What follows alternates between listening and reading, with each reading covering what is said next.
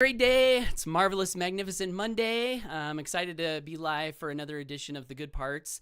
And in today's episode 143, I'm going to be sharing just a quick thing that I think is one of the worst things you can do in a home-based business if you care about long-term residual income. And this is an important topic to me because I care about long-term residual incomes. So comment below if you're a fan of residual income. Comment below if you're a fan of disconnecting your time from your money, being able to have an income stream that allows you to be free with your time and do the things that you want to do in life. Nick says, yo, brother, good to see you. Thanks for saying hello, Nick. And if you are joining me live, every time you comment below, your comment will pop up on the screen, which I think is pretty cool. So Nick says, yes, I'm a huge fan. Okay, cool. Well, we are birds of a feather flocking together here today, Nick and Jeff Topper. So, since 2005, when I first discovered the idea of residual income, I fell in love with it. I fell in love with this idea. And I started going for it. And I started, doing different things in business, taking action, generating leads, finally learning how to close sales, seeing my residual income start to grow. Hey, Peter. Hey, Bill. Hey, Gio. Thank you. And one of the insights I had a few years back is this. Like, I was working with a mentor that was really, really good at sales. Like, he could get people in a room and just sell thin air if he wanted to. In fact, there was this one time we were at this event and he started doing his thing from the front of the room, and all of a sudden, and he hadn't even talked about like the price of the thing he was selling. He hadn't talked about what the thing was that he was selling. And all of a sudden we started to see the audience stand up from their chairs and like Moses parting the Red Sea, like this big wave of movement of people rushing to the back of the room, pulling out their credit cards in a buyer's rush to buy this thing that this mentor hadn't even said what it was, hadn't even said how much it costed, or how much it costed. And this was fascinating to me to see, but it also started to cause me to wonder inside, like, is it a good thing to get people to buy things before they even know what it is? And is it a good thing to just sell whatever you want to sell, regardless of whether the thing is going to provide value to the people who are buying it? And I started to think maybe those aren't good things to do. And in this same situation, we started to see things being sold that they were like really expensive. Sometimes things were being sold that weren't really being delivered on.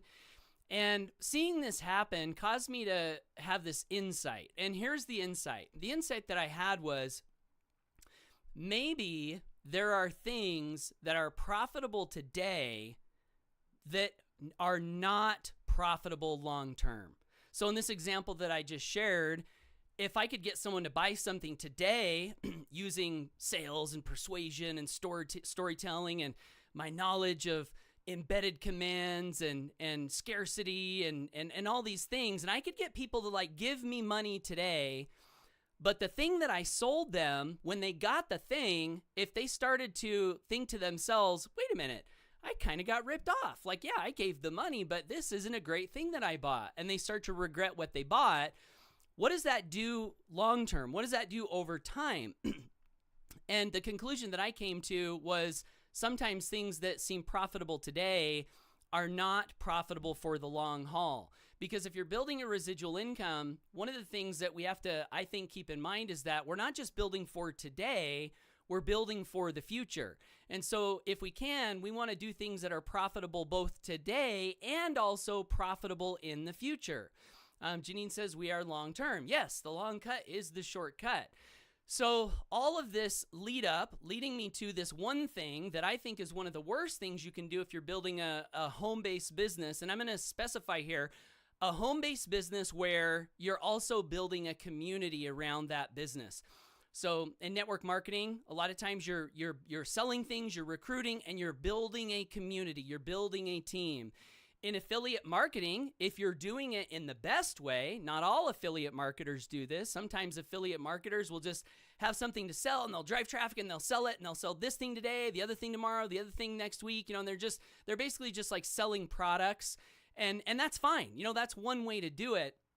But I think if you're building an affiliate marketing business to grow a residual income, then one of the things you want to do to make it residual is to build a community around it. So specifically today, what I'm going to be talking about, and Gregory Napier says, I saw that happen in Vegas by a gentleman created money out of thin air. That was amazing to me. Yeah, I saw that too from that same guru. I don't know if we were at the same event, Gregory, but I saw a similar thing happen. Gio says, I believe if you focus on them and you have a solution for their problems, then it works well. For me, it works well because we help people build whatever they want, plug them into our system. Yeah, help yourself, help others. That's really a good guiding principle.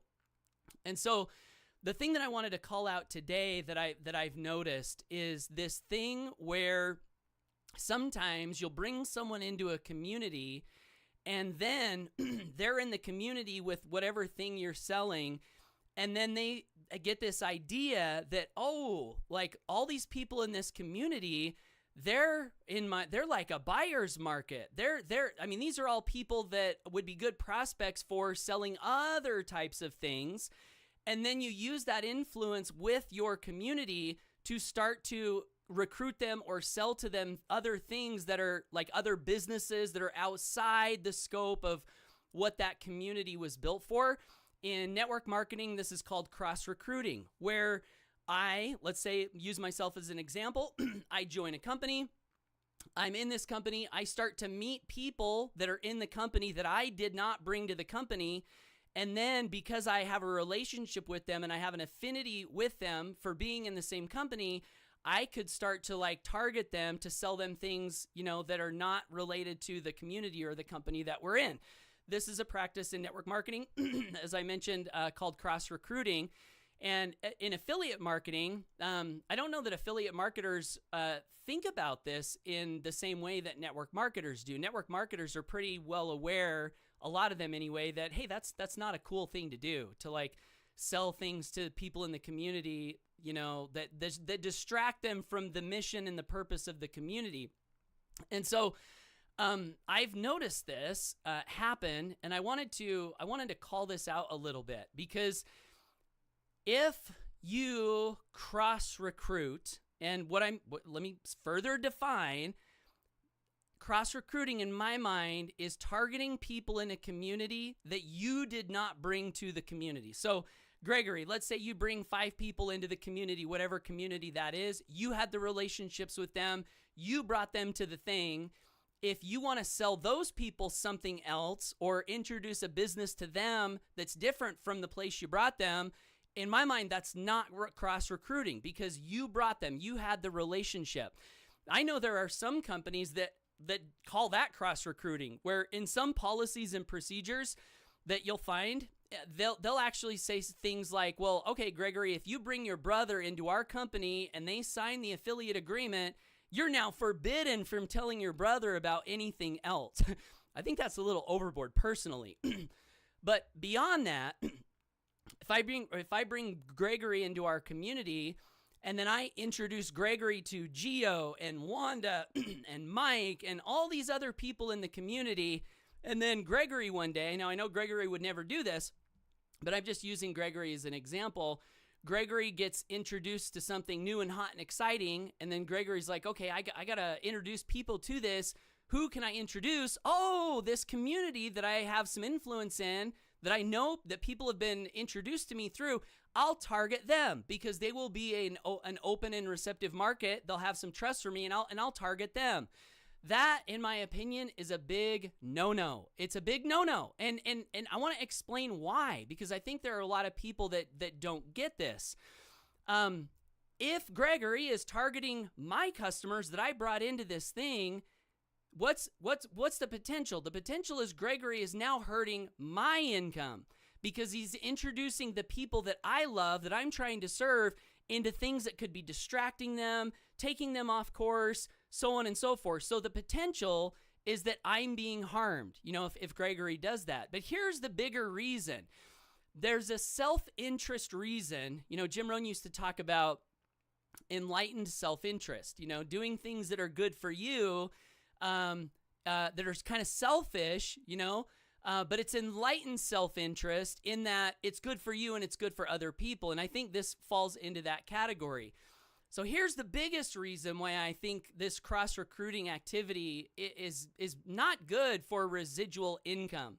Obviously, if all people in a community are distracted going many different directions and leaders are promoting this thing and that thing and the other thing and the other strategy and all these different things, that's very, very confusing for people. So from a residual income standpoint, if people are confused, if they don't know which direction everyone is moving or like the good direction, that hurts residual income in and of itself. But the bigger reason, the one that I was alluding to, is that the perception that is often created when someone does this, and this is not just me speaking. So I have this perception, but I've also noticed people around me that I trust that have strong character. I've noticed that they also have this perception. And the perception is this: if someone comes into our community and starts targeting our people, the perception is that person is a selfish crook who doesn't think about anyone else but their immediate desire to make a profit, because they're not thinking about what their actions are doing to me and to all the other people in the community. So the perception is selfish crook that doesn't think about other people. Now, if you want to grow a long-term residual income, let me ask you this. How much would the reputation of being a selfish crook that doesn't think about other people, how well do you think that reputation would serve you for building a long-term residual income? Forget what everyone, is saying or thinking, or, they're upset about it or whatever. Just think about it from your standpoint. Like, if people are looking at you that way, are you going to effectively be able to build a long-term residual income? And one other idea that's tied to this that I picked up in a training a couple of weeks ago that I think is very, very powerful. Janine says not long at all. Nick says eventually the selfish crook will lose trust and reputation. Yeah, and I'm not even saying they are a selfish crook, because I think in a lot of cases, it's just a short-term mindset. It's just like people get in this situation where they need to make some money, and then they've got this thing that is going to help people, and then they think, well, I need to make some money, and I've got this thing that can help people, so yeah, let me just go ahead and go share it with everyone. So I don't think people that do this usually are thinking, wait a minute, I'm a selfish crook. Like, that's not what they're thinking, and that's not what I'm saying. I'm just saying that the perception is created that you're a selfish crook if you're doing things that are potentially harming other people's income. Dan says, that's how it has made me feel. Thank you, Paul. You confirm my instinct. So again, this is not just me. I'm saying this is the perception that's created. So Gio says, I'm kind of the opposite. If people come to me and they tell me they quit, I love when they want to come back. There's no place like home. Yeah, and I'm the same. This is not what I'm talking about, Gio. So if someone comes and says, I'm going to quit, fine, that's great. But if someone comes and says, I'm going to quit, and then they say, by the way, Paul, I'm going to target all of your customers while I'm quitting and going to do this other thing, that's what I'm talking about, Gio. That's where the problem comes in. It's not that people are quitting. It's not that people are even building other things. It's when people build other things and then they look at your community as a feeding ground for leads to build the other thing that they're doing. That is the problem. And there's even a very well-known marketer that wrote a book that I read. I'm not going to mention the name, but if you guys have read these books, you might know, where one of the biggest strategies that's taught is to get into a community, get a bunch of influence, and then now you're going to have traffic and leads for whatever it is you want to sell. And this person's a very successful marketer that wrote about this. But when I read that strategy, I thought to myself, I don't like that strategy. Here's why I don't like it. if you insert yourself into a community, and when I say community, here's what I mean. I'm not talking about just like some random group of people who have bought a certain product. That's not a community. When I say community, what I mean is a group of people that have a common vision, that have similar values, that love and trust each other, that are working together for a common aim with everyone's best interests in mind. That's what I say when I say a community. That's what I mean when I say a community.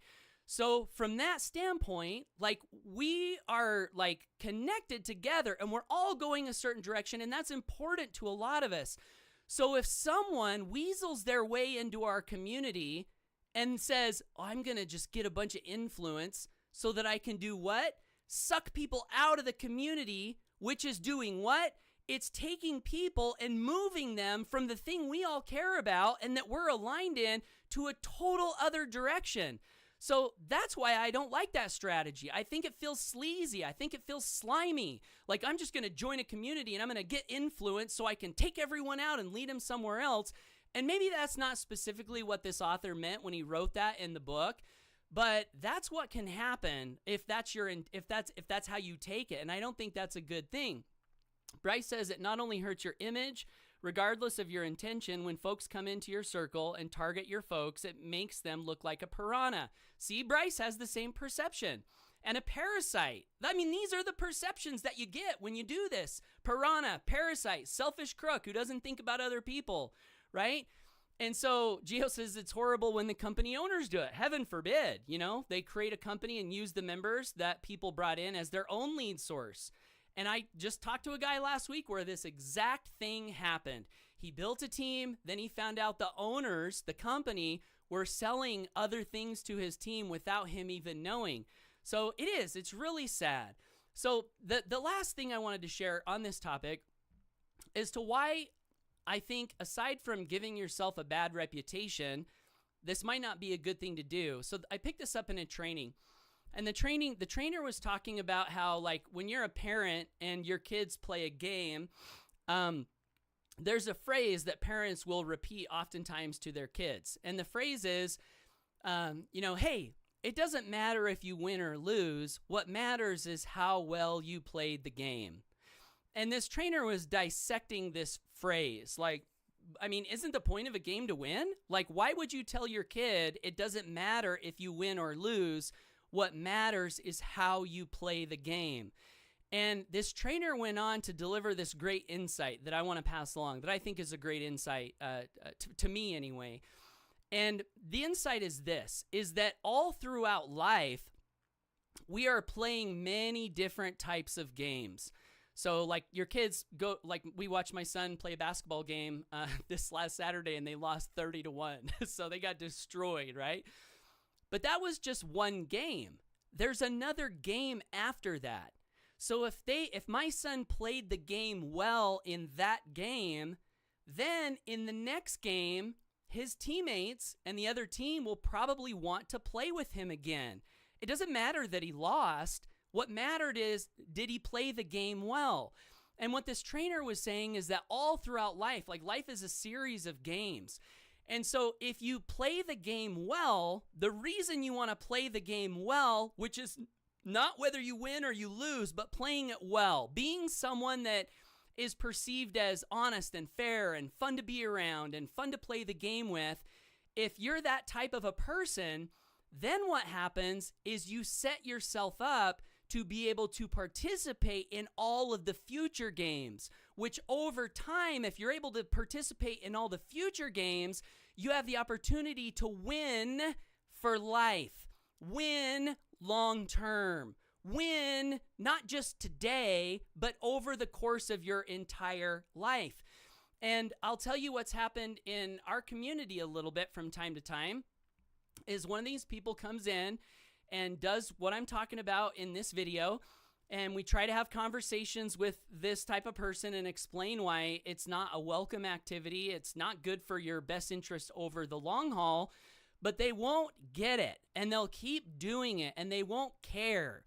So what we are forced to do if that happens is we have to kick them out of our community. Now, we've never taken anyone's income. I'll say that, because sometimes people, they worry about that. Like, hey, if I join and then someone from your community gets on my email list and then they ended up buying something from me how can I control that? And that is a tricky thing. And we know, because we've been doing this a while, so we know that sometimes that happens.